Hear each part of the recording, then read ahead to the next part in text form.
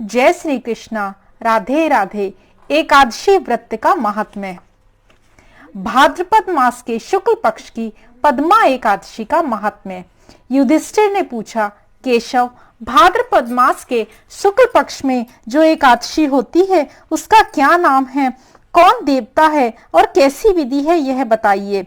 भगवान श्री कृष्ण बोले, राजन, इस विषय में मैं तुम्हें आश्चर्यजनक कथा सुनाता हूँ जिसे ब्रह्मा जी ने महात्मा नारद से कहा था।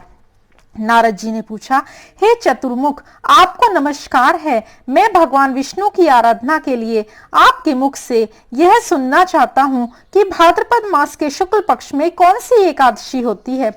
ब्रह्मा जी ने कहा, मुनि श्रेष्ठ, तुमने बहुत उत्तम बात पूछी है। क्यों न हो, वैष्णव जो ठहरे, भादो के शुक्ल पक्ष की एकादशी पद्मा के नाम से विख्यात है। उस दिन भगवान ऋषिकेश की पूजा होती है। यह उत्तम व्रत अवश्य करने योग्य है। सूर्य वंश में मानधाता नामक एक चक्रवर्ती सत्य प्रतिज्ञ और प्रतापी राज ऋषि हो गए हैं।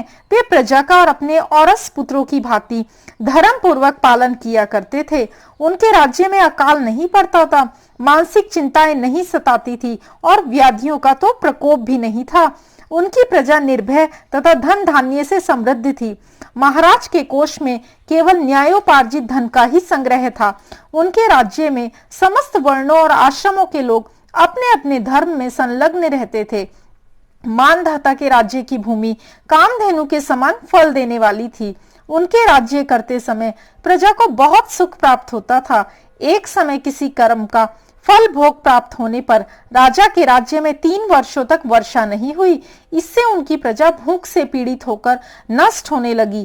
तब संपूर्ण प्रजा ने महाराज के पास आकर इस प्रकार कहा। प्रजा बोली, हे नृपश्रेष्ठ, आपको प्रजा की बात सुननी चाहिए। पुराणों में मनीषी पुरुषों ने जल को नारा कहा है। वह नारा ही भगवान का अयन निवास स्थान है, इसलिए वे नारायण कहलाते हैं। हे नारायण स्वरूप भगवान विष्णु सर्वत्र व्यापक रूप में विराजमान हैं। वे ही मेघ स्वरूप होकर वर्षा करते हैं और वर्षा से अन्न उत्पन्न होता है और अन्न से प्रजा जीवन धारण करती है। हे नृपश्रेष्ठ, इस समय अन्न के बिना प्रजा का नाश हो रहा है, अतः ऐसा कोई उपाय कीजिए जिससे हमारे योगक्षेम का निर्वाह हो। राजा ने कहा, आप लोगों का कथन सत्य है, क्योंकि अन्न को ब्रह्म कहा गया है। अन्न से प्राणी उत्पन्न होते हैं और अन्न से ही जगत जीवन धारण करता है। लोक में बहुधा ऐसा सुना जाता है तथा पुराण में भी बहुत विस्तार के साथ ऐसा वर्णन है कि राजाओं के अत्याचार से प्रजा को पीड़ा होती है।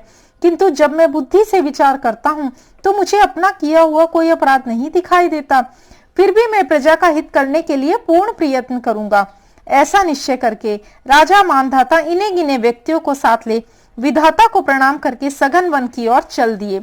वहां जाकर मुख्य मुख्य मुनियों और तपस्वियों के आश्रमों पर घूमते फिरे। एक दिन उन्हें ब्रह्मपुत्र अंगिरा ऋषि का दर्शन हुआ। उन पर दृष्टि पड़ते ही राजा हर्ष में भरकर अपने वाहन से उतर पड़े और इंद्रियों को वश में रखते हुए दोनों हाथ जोड़कर उन्होंने मुनि के चरणों में प्रणाम किया। मुनि ने भी स्वस्ति कहकर राजा का अभिनंदन किया और उनके राज्य के 7 अंगों की कुशल पूछी। राजा ने अपनी कुशल बताकर मुनि के स्वास्थ्य का समाचार पूछा। मुनि ने राजा को आसन और अर्घ्य दिया। उन्हें ग्रहण करके जब वे मुनि के समीप बैठे तो उन्होंने उनके आगमन का कारण पूछा। तब राजा ने कहा, भगवान, मैं धर्मानुकूल प्रणाली से पृथ्वी का पालन कर रहा था, फिर भी मेरे राज्य में वर्षा का अभाव हो गया। इसका क्या कारण है, इस बात को तो मैं नहीं जानता। ऋषि बोले, राजन, यह सब युगों में उत्तम सत्य युग है। इसमें सब लोग परमात्मा के चिंतन में लगे रहते हैं तथा इस समय धर्म अपने चारों चरणों से युक्त होता है। इस युग में केवल ब्राह्मण ही तपस्वी होते हैं, दूसरे लोग नहीं। किंतु महाराज, तुम्हारे राज्य में यह शूद्र तपस्या करता है, इसी कारण मेघ पानी नहीं बरसाते। तुम इसके प्रतिकार का यत्न करो जिससे यह अनावृष्टि का दोष शांत हो जाए। राजा ने कहा, मुनिवर, एक तो यह तपस्या में लगा है, दूसरे निरपराध है, अतः मैं इसका अनिष्ट नहीं करूंगा। आप और उक्त दोष को शांत करने वाले किसी धर्म का उपदेश दीजिए। ऋषि बोले, यदि ऐसी बात है तो एकादशी का व्रत करो। भाद्रपद मास के शुक्ल पक्ष में जो पद्मा नाम से विख्यात एकादशी होती है, उसके व्रत के प्रभाव से निश्चय ही उत्तम वृष्टि होगी। नरेश, तुम अपनी प्रजा और परिजनों के साथ इसका व्रत करो। ऋषि का यह वचन सुनकर राजा अपने घर लौट आए उन्होंने चारों वर्णों की समस्त प्रजाओं के साथ भादों के शुक्ल पक्ष की पद्मा एकादशी का व्रत किया। इस प्रकार व्रत करने पर मेघ पानी बरसाने लगे, पृथ्वी जल से अपलावित हो गई और हरी भरी खेती से सुशोभित होने लगी। उस व्रत के प्रभाव से सब लोग सुखी हो गए।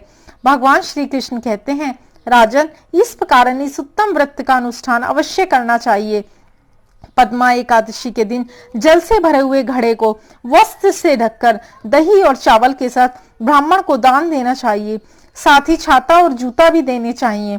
दान करते समय निम्नांकित मंत्र का उच्चारण करना चाहिए। बुधवार और श्रवण नक्षत्र के योग से युक्त द्वादशी के दिन बुध श्रवण नाम धारण करने वाले भगवान गोविंद, आपको नमस्कार है। मेरी पाप राशि का नाश करके आप मुझे सब प्रकार के सुख प्रदान करें। आप पुण्यात्मा जनों को भोग और मोक्ष प्रदान करने वाले तथा सुखदायक हैं। राजन, इसके पढ़ने और सुनने से मनुष्य सब पापों से मुक्त हो जाता है। तो यह था पद्मा एकादशी का महात्म्य। हरि ओम नमो भगवते वासुदेवाय। जय श्री कृष्णा। राधे राधे।